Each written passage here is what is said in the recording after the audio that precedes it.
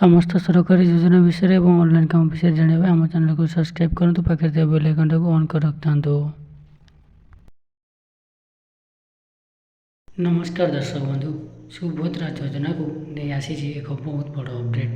ଆପଣମାନଙ୍କୁ ଆଗରୁ ଆମେ ଜଣାଇଥିଲୁ ଯେ ଆସନ୍ତା 24 ତାରିଖ ଦିନ ସୁଭଦ୍ରା ଯୋଜନାରେ ଆପଣମାନଙ୍କୁ ମିଳିବ ପ୍ରଥମ କିସ୍ତିର ଚତୁର୍ଥ ପର୍ଯ୍ୟାୟ ଟଙ୍କା। କିନ୍ତୁ ଏହାକୁ ନେଇ ଆସିଛି ପୁଣି ଏକ ବହୁତ ବଡ଼ ଅପଡେଟ୍। ଚାଲନ୍ତୁ ଜାଣିବା କ'ଣ ରହିଛି ଏହି ଅପଡେଟ୍। ଗଭର୍ଣ୍ଣମେଣ୍ଟ ସ୍କିମ୍ ଆଉ ଅନଲାଇନ୍ କାମ ବିଷୟରେ ଜାଣିବା ପାଇଁ ଆମର ଚ୍ୟାନେଲକୁ ସବସ୍କ୍ରାଇବ୍ କରନ୍ତୁ। ପାଖରେ ଥିବା ବେଲ୍ ଆଇକନଟାକୁ ଅନ୍ କରି ରଖିଥାନ୍ତୁ। ଦେଖନ୍ତୁ, ପ୍ରଥମ କିସ୍ତିର ଚତୁର୍ଥ ପର୍ଯ୍ୟାୟ ସୁଭଦ୍ରା ଟଙ୍କା ସ୍ଥଗିତ।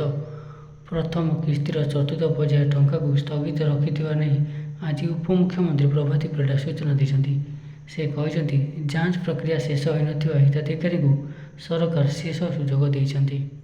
ପ୍ରଥମ କିସ୍ତିର ଚତୁର୍ଥ ପର୍ଯ୍ୟାୟ ସୁଭଦ୍ରା ଟଙ୍କା ସ୍ଥଗିତ ରହିଥିବା ନେଇ ଆଜି ଉପମୁଖ୍ୟମନ୍ତ୍ରୀ ପ୍ରଭାତୀ ପରିଡ଼ା ସୂଚନା ଦେଇଛନ୍ତି। ସେ କହିଛନ୍ତି, ଯାଞ୍ଚ ପ୍ରକ୍ରିୟା ଶେଷ କରିନଥିବା ହିତାଧିକାରୀଙ୍କୁ ସରକାର ଗୋଟିଏ ଶେଷ ସୁଯୋଗ ଦେଇଛନ୍ତି ଏବଂ eKYC ବାୟୋମେଟ୍ରିକ୍ ଜରିଆରେ ଆସନ୍ତା 25 ତାରିଖରେ ମିଳିଥାନ୍ତା ଟଙ୍କା। ହେଲେ ସବିଶେଷ ଯାଞ୍ଚ ପ୍ରକ୍ରିୟା ଶେଷ ହୋଇନଥିବାରୁ ସ୍ଥଗିତ ରଖିବାକୁ ନିଷ୍ପତ୍ତି ନେଇଥିବା କହିଛନ୍ତି ଉପମୁଖ୍ୟମନ୍ତ୍ରୀ ପ୍ରଭାତୀ ପରିଡ଼ା। ଯାଞ୍ଚ ପ୍ରକ୍ରିୟା ଶେଷ କରିନଥିବା ହିତାଧିକାରୀଙ୍କୁ ସରକାରଙ୍କ ଶେଷ ସୁଯୋଗ ଦେଇଛନ୍ତି।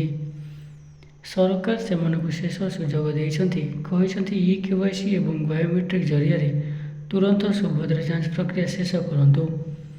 ଏ ପର୍ଯ୍ୟାୟରେ 20 ଲକ୍ଷରୁ ଅଧିକ ହିତାଧିକାରୀଙ୍କୁ ମିଳିବ ସୁଭଦ୍ରା ଟଙ୍କା।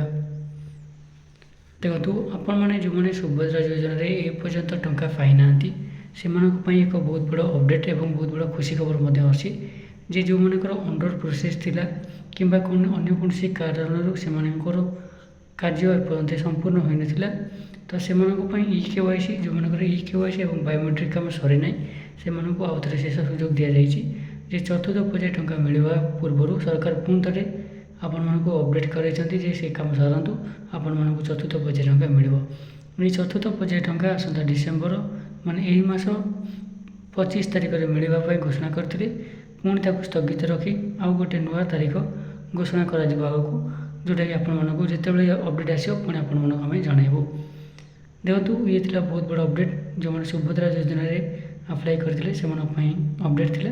ଯେଉଁମାନେ ସରକାରୀ ଯୋଜନାରେ ସବୁବେଳେ ଅପଡେଟ୍ ପାଇବା ପାଇଁ ଚାହୁଁଛନ୍ତି ଆମର ଏ ଚ୍ୟାନେଲକୁ ସବସ୍କ୍ରାଇବ୍ କରନ୍ତୁ। ପାଖରେ ଥିବା ବେଲ୍ ଆଇକନଟାକୁ ଅନ୍ କରି ରଖିଥାନ୍ତୁ।